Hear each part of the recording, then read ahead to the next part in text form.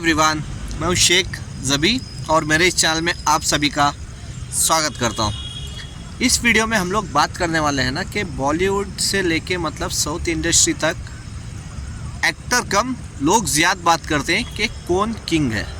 ठीक है, पहले ऐसा था कि हर इंडस्ट्री, ठीक है, जैसे बहुत सारी इंडस्ट्री है इंडिया में, मतलब फिल्म इंडस्ट्री बोल रहा हूँ, कन्नड़ा, तमिल, तेलुगु, मलयालम, बॉलीवुड, भोजपुरी, मराठी, बंगाली, फिर कोलकाता की, फिर मतलब ना ऐसे ऐसे हैं कि शायद मेरे को भी नहीं पता और बहुत सारे लोगों को नहीं पता कि कितने लैंग्वेजेस में मूवीज़ बनती है। तो कौन होगा असली किंग? तो इम्पॉर्टेंट ये है, देखो हर इंडस्ट्री में एक किंग है, मतलब एक नहीं बहुत सारे हैं जिनकी भी मूवी चलती है वो है। अभी देखो मैं बैंगलोर से बिलोंग करता हूँ, तो यहाँ पे कन्नड़ा इंडस्ट्री है। कन्नड़ा इंडस्ट्री से अगर आज कोई नाम बहुत बड़ा है तो वो है यश। ठीक है, यश बहुत बड़ा नाम है। अगर यश को हटा देना तो किच्चा सुदीप हो, ऋषभ शेट्टी हो, रक्षित शेट्टी हो, दर्शन हो, फिर गोल्डन स्टार गणेश है, पुनीत राजकुमार थे जो जिनका देहांत हो गया अनफॉर्चुनेटली, और उनके बड़े भाई हैं डॉक्टर शिवराज कुमार है, और मेरे फेवरेट उपेंद्रा, तो उपेंद्रा भी मौजूद हैं। तो और भी बहुत सारे हैं जो बहुत सुपरस्टार्स हैं अपनी अपनी इंडस्ट्री में। ठीक है, ऐसे ही अगर तमिल की बात करूँ, तमिल में थलपति विजय हैं, रजनीकांत सर हैं, कमल हसन सर हैं, विजय कुमार हैं फिर सूर्या हैं। मतलब ऐसे ऐसे है ना तमिल से भी कि आप बोल नहीं सकते कि कौन सा बड़ा स्टार है। तो तेलुगु से भी ले लो, तेलुगु से अभी सबसे बड़ा स्टार तो प्रभास ही है। ठीक है, प्रभास के साथ साथ रामचरण हो, फिर जूनियर एनटीआर हो। मेन इंपॉर्टेंट अगर तेलुगु इंडस्ट्री में किसी को सुपरस्टार मानते हैं तो वो है महेश बाबू। ठीक है, महेश बाबू को सुपरस्टार मानते हैं। तो चिरंजीवी है जिनको मेगा स्टार मानते हैं, तो नागार्जुन है। तो वैसे ही बहुत सारे एक्टर हैं जो अपनी इंडस्ट्री में जो एक किंग कहलाए जाते हैं। तो अभी बॉलीवुड की बात करें तो बॉलीवुड में तकरीबन 20-25 साल से तो सिर्फ खानों का ही चल रहा है। 3 खान, शायद सलमान खान, आमिर खान या फिर शाहरुख खान, और उनके साथ साथ ऋतिक रोशन की बात हो जाती है, कभी कभी अक्षय कुमार की बात हो जाती है। ठीक है, अभी रणबीर कपूर की भी बात होती है कि हाँ ये भी सुपरस्टार है। लेकिन डिसाइड कैसे करेंगे कौन इंडिया का किंग है, तो वो मेन इंपॉर्टेंट रहता है। तो वो डिसाइड कैसे होगा? अगर मेरा पर्सनल बोलूँ तो मेरे हिसाब से वो आके सिर्फ एक ही चीज़ पे होगा, शायद बॉक्स ऑफिस कलेक्शन पे। ठीक है, किसकी मूवी कितना कमा रही है, कितने लोग जाके देख रहे हैं, तो वही मेन इंपॉर्टेंट है। तो आपकी फ़ैन फॉलोइंग वहाँ पे काम नहीं आएगी। क्यों काम नहीं आएगी? क्योंकि किसी भी मूवी को हिट ब्लॉकबस्टर टैग का मिलता है या फिर फ्लॉप डिज़ास्टर मिलता है, तो वो है उसके बॉक्स ऑफिस कलेक्शन से। तो आपके कितने फैंस हैं, आपके इंस्टाग्राम पे कितने मिलियन फैंस हैं, तो वो डिपेंड नहीं करता। डिपेंड यही करता है कि बॉक्स ऑफिस में आपकी मूवी कितना कमाई। ठीक है, सिर्फ एक मूवी कमाने से कोई भी सुपरस्टार नहीं बन जाता। तो ये भी लोगों की बहुत बड़ी गलतफहमी होती है। किसी भी इंडस्ट्री से हो, एक मूवी जैसे ही हिट हो जाती है तो एकदम एटीट्यूड में ये वो आ जाता है, अगली मूवी गिर जाती है तो फिर नॉर्मल रास्ते पे ही आ जाते वो। तो अगर मैं बोलूँ इंडिया का, पूरी इंडिया का, ठीक है, पूरी इंडिया में अगर आज के डेट पे बोल रहा हूँ, ठीक है, आज की डेट पे, अगर पहले ना, अगर समझ लो लॉकडाउन से पहले ये बात कर होती ना, तो मैं डेफिनेटली अक्षय कुमार को लेता। क्योंकि अक्षय कुमार एक ऐसे एक्टर हैं, साल में 4-5 मूवी निकाल के, तकरीबन 4 तो निकालते ही थे, 4 मूवी निकाल के कैसे भी 1000 करोड़ मार लेते थे वो। 1000 करोड़ डेफिनेटली जाती थी, क्योंकि हर मूवी 150 से 200 करोड़ नेट जाती थी सिर्फ इंडिया में। तो अगर वर्ल्ड वाइड कलेक्शन करो तो कैसे भी 4 मूवी 1000 करोड़ के ऊपर तो डेफिनेटली जाती थी। अगर ये 2020 से पहले बात होती ना, तो डेफिनेटली मेरी नज़र में अक्षय कुमार रहते, और सलमान खान भी रह सकते थे, क्योंकि सलमान खान की भी 200 से 250 करोड़ कलेक्शन कर लेती थी कोई भी मूवी पेंडेमिक से पहले। लेकिन पेंडेमिक के बाद सलमान खान की भी मूवी उतनी खास कुछ कर नहीं पाई है बॉक्स ऑफिस पे, क्योंकि मेन नंबर ही बोलता है, स्टार का नाम नहीं बोलता है यहाँ पे कोई भी चीज़ हो। तो मेन बॉक्स ऑफिस कलेक्शन ही बहुत डिपेंड करता है। तो अगर उसके साथ साथ अगर मैं साउथ की बात करूँ तो महेश बाबू की भी मूवी ना तकरीबन 150 से 200 करोड़ कमा लेते हैं, लेकिन वो साल में एक मूवी निकालते। और विजय थलपति की भी बात करूँ तो उनकी भी मूवी आराम से 200 से 250 करोड़ कर लेती है, लेकिन वो भी साल में एक ही मूवी निकालते। तो अभी कैसे डिसाइड करेंगे कौन किंग है? ठीक है, तो अगर मेरी बात करें तो अभी रजनीकांत सर है जो बहुत बड़े स्टार हैं, वो भी साल में एक निकालते हैं या फिर 2 साल में एक। तो उनकी लास्ट मूवी अगर जेलर देखो तो 600 करोड़ के ऊपर कमाई की थी, जो बहुत अच्छी बात थी। लेकिन उसके साथ साथ कमल हसन साहब हैं जिनकी विक्रम मूवी कमाई की थी, लेकिन उसके बाद इंडियन 2 आई जो डिज़ास्टर साबित हुई।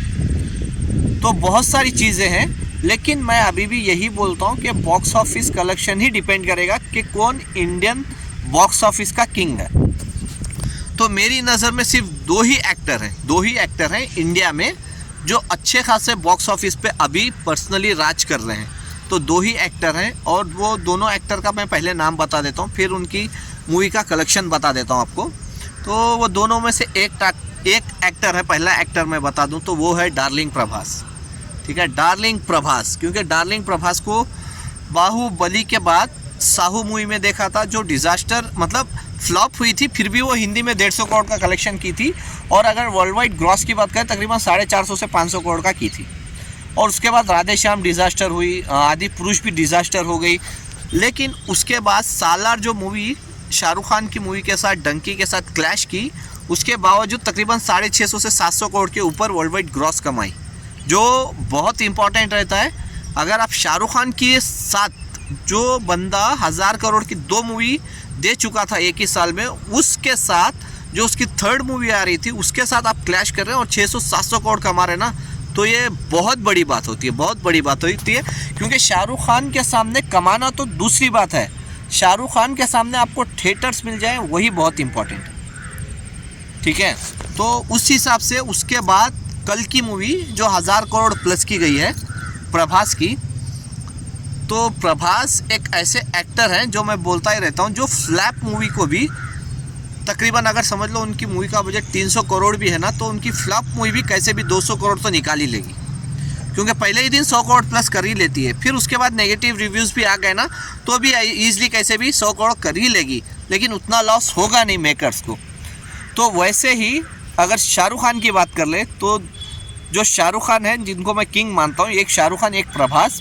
शाहरुख खान जो ज़ीरो मूवी के बाद जो KGF 1 के साथ क्लैश हुई थी, उसके बाद जब उन्होंने 4-5 साल के बाद जैसे उन्होंने कम बैक किया, तो उसको बोलते हैं असली किंग। ठीक है, उसको बोलते हैं असली किंग। जो पठान के साथ उन्होंने कम बैक किया था 23 में, जॉन इब्राहिम भी थे उसमें, दीपिका पाडुकोन थी, लेकिन इम्पॉर्टेंट था शाहरुख खान। 1000 करोड़ की मूवी देना सीधे कमबैक में आसान बात नहीं होती। जबकि ना प्रभास की अगर मैं यहाँ पे बात करूँ तो प्रभास की ना साउथ में अच्छा खासा चल जाती है और बॉलीवुड में भी 100-150 करोड़ ईजिली कमा लेती है। लेकिन शाहरुख खान की मूवी साउथ में उतना खास कमाई नहीं करती है। कोई भी मूवी बॉलीवुड की ना साउथ में आके ज़्यादातर नहीं कमाती, 10-20 करोड़ कमा लेना तो बहुत बड़ी बात होगी। लेकिन प्रभास की मूवी हिंदी में ही 150 से 200 करोड़ मार के चली जाती है। 150 करोड़ तो डेफिनेटली जाती है, 100 करोड़ तो ईजिली जाती है, 150 करोड़ भी डेफिनेटली हिंदी में चली जाती है। तो प्रभास को वहाँ से प्लस पॉइंट मिलता है। लेकिन शाहरुख खान को वैसा नहीं है, क्योंकि शाहरुख खान का ना ओवरसीज़ कलेक्शन बहुत अच्छा आया था पठान का, और पठान के साथ साथ ओवरसीज़ कलेक्शन के साथ साथ इंडियन कलेक्शन भी 500 करोड़ प्लस कर दी थी। तो उसमें बहुत बड़ा सपोर्ट था हिंदी ऑडियंस का। तो 1000 करोड़ वहाँ पे प्लस करके चले गए शाहरुख खान। उसके पीछे जो अटली कुमार के साथ, जिसमें फिर दीपिका थी, मेन इंपॉर्टेंट था नयनतारा का रोल। अगर शाहरुख खान के बाद किसी का इंपॉर्टेंट उसमें रोल था तो वो थी नयनतारा। पहली बार शाहरुख खान नयनतारा के साथ काम कर रहे थे, तो केमिस्ट्री भी बहुत अच्छी लग रही थी।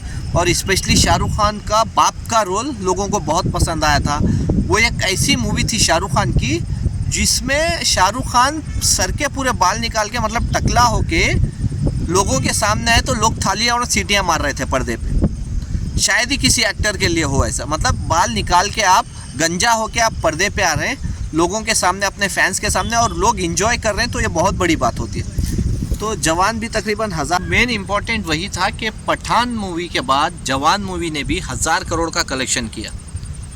जबकि साउथ से चलो अटली कुमार थे मेन डायरेक्टर, नयनतारा भी थी, ठीक है, दीपिका पाडुकोन थी। सबसे ज़्यादा कलेक्शन हिंदी ऑडियंस का ही था उसमें, क्योंकि उसने भी पठान का रिकॉर्ड ब्रेक किया था और 500 करोड़ के ऊपर की कमाई की थी हिंदी में।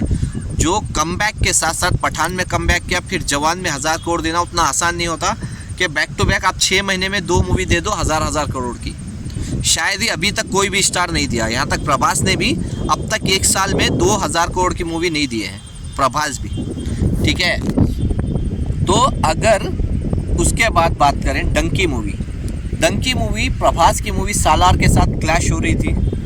साउथ में उसको स्क्रीन्स बहुत कम मिल रहे थे डंकी को, मिक्स रिव्यूज़ आए डंकी के, लेकिन फिर भी 500 करोड़ उसने वर्ल्ड वाइड क्रॉस किया। तकरीबन समझ के चलो 3 मूवी से तकरीबन शाहरुख खान ने वर्ल्ड वाइड ग्रॉस तकरीबन 2700 से 2800 करोड़ किया एक साल में, जो कोई एक्टर अभी तक इंडियन सिनेमा में नहीं किया है। तो मेरे हिसाब से अगर बॉक्स ऑफिस के कलेक्शन से पता चलता है कि कौन किंग है, तो वो अगर कलेक्शन देखे ना एक साल में, क्योंकि शाहरुख खान की अब तक दूसरी मूवी अनाउंस नहीं हुई है, इस साल में तो आ नहीं रही है, शायद अगले साल भी आएगी कि नहीं पता नहीं, क्योंकि अभी तक किसी मूवी भी शाहरुख खान ने साइन नहीं किया है। तो अगर बॉक्स ऑफिस कलेक्शन देखकर ही अगर किसी को किंग माना जाएगा, तो मेरे हिसाब से तो वो फ़िलहाल अभी शाहरुख खान ही है, क्योंकि एक साल में तकरीबन 2700 से 2800 करोड़ कमाना आसान नहीं होता 3 फिल्मों से। तो बहुत ये था, क्योंकि दोनों मूवी मिला के तकरीबन जवान और पठानी तकरीबन 2200 के ऊपर ही कमाई की थी। तो डंकी मूवी भी तकरीबन 500 करोड़ के ऊपर की कमाई की वर्ल्ड वाइड ग्रॉस। तो उस हिसाब से 2700 से 2800 करोड़ कमाई की शाहरुख खान की तीनों मूवी एक ही साल में। तो उस हिसाब से मेरे हिसाब से पर्सनली बोलता हूँ, आपको कैसा लगता है कि कौन किंग रहता है, किस हिसाब से आप डिसाइड करेंगे, आप मेरे को कमेंट्स में बता सकते हैं। मेरे हिसाब से बॉक्स ऑफिस कलेक्शन से ही डिसाइड होगा कि कौन किंग है, तो उसके हिसाब से शाहरुख खान ही किंग कहलाए जाएंगे पूरे इंडियन बॉक्स ऑफिस के, ठीक है, सिर्फ बॉलीवुड के नहीं, पूरे इंडियन बॉक्स ऑफिस के। आपको क्या लगता है, आप मेरे को कमेंट्स में बताइए, शाहरुख खान या प्रभास या कोई और वो कैसे, आप वो भी रीज़न बता सकते हैं। Bye, take care.